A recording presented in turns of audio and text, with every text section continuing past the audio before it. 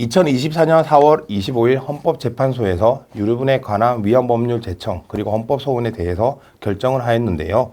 그중 유류분 제도에 있어 많은 변화를 가져올 부분은 첫 번째, 폐륜적 상속인에 대해서 유류분 상실 사유를 규정하여 더 이상 폐륜적 상속인이 유류분을 받지 못하도록 하겠다.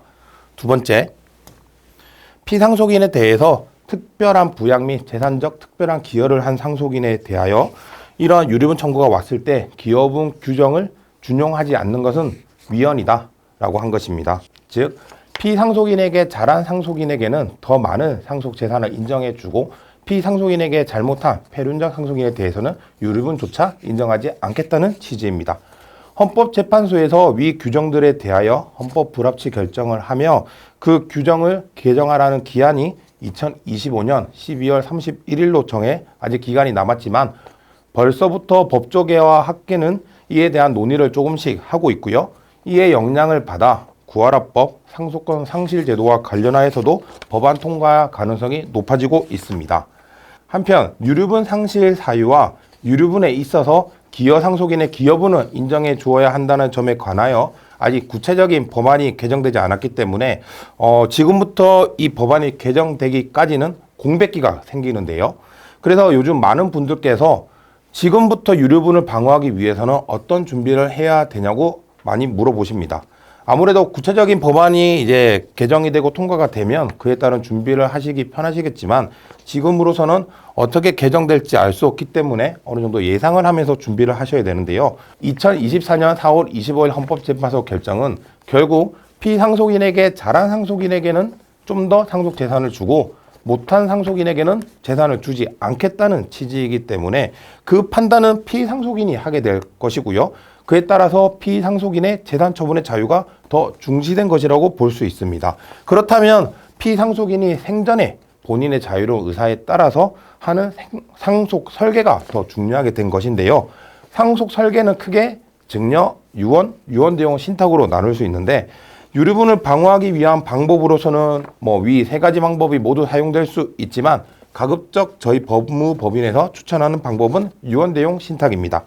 유언 대용 신탁이 아무래도 다른 두 제도에 비해서 피상속인의 의사를 더 자유롭고 확실하게 반영할 수 있다는 점 때문인데요.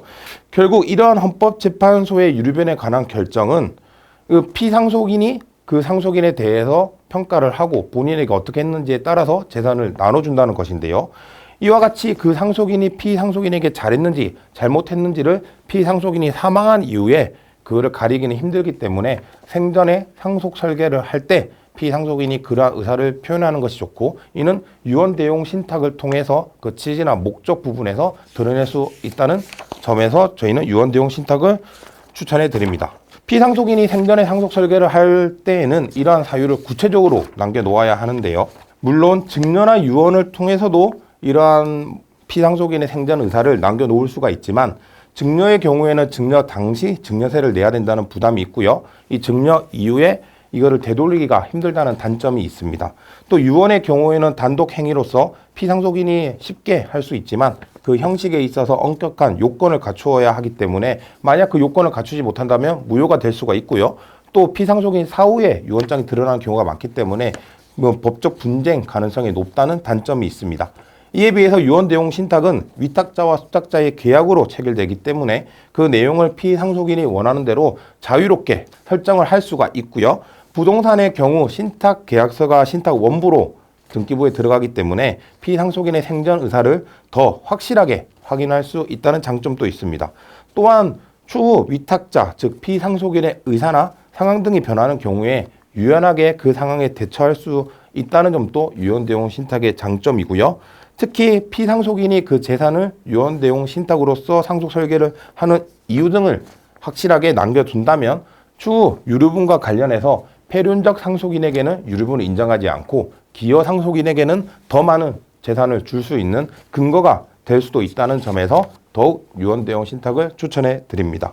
이와 같이 유언 대용 신탁을 통해서 이후 개정될 유류분 규정에 대하여 대비를 하시기를 권해드리며 혹 이와 관련하여 궁금한 점이 있으시다면 저희 법무법인 율쌤을 찾아주시기 바랍니다. 감사합니다.